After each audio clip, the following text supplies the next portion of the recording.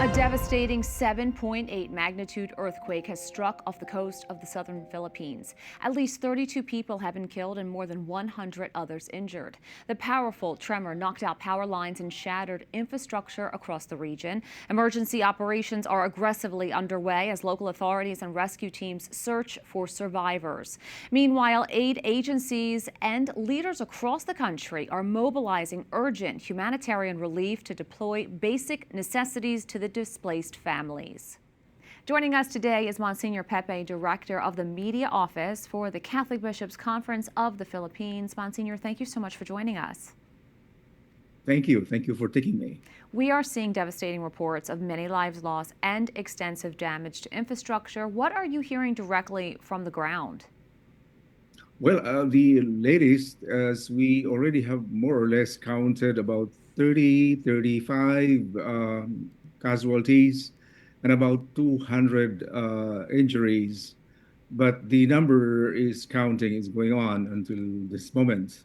We will have continuing updates to give us the report on the damage, the extent of the damage. We have not yet, despite how many hours already that passed, exactly determined them. What are the most immediate critical needs of the displaced families right now? Well, especially for the poor, the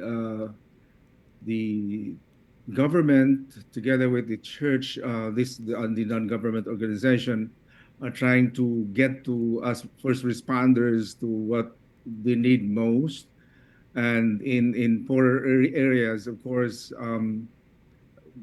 food, those victims, and medical assistance for those who are injured and the victims.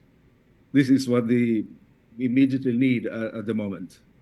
How is the church mobilizing local parishes and other networks to provide immediate relief? And how can the global community support these efforts?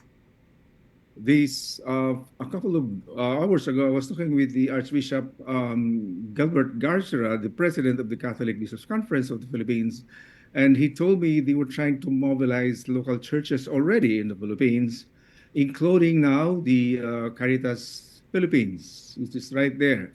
I don't have the exact detail of what or how much are they mobilizing, but he assured me, the president of the Bishops' Conference, that they are working on it right away to respond to the immediate needs of the victims, especially those who have casualties and those who are injured.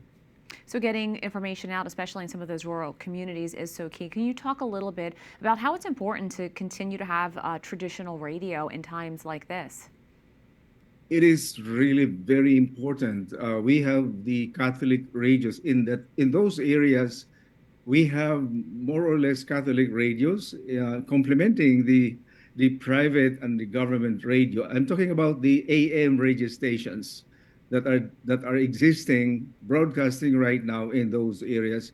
They are very helpful in the sense of informing people and trying to get people to work together, coordinate with the assistance that we need in those areas. Monsignor Pepe, thank you so much. Welcome. Thank you very much, too.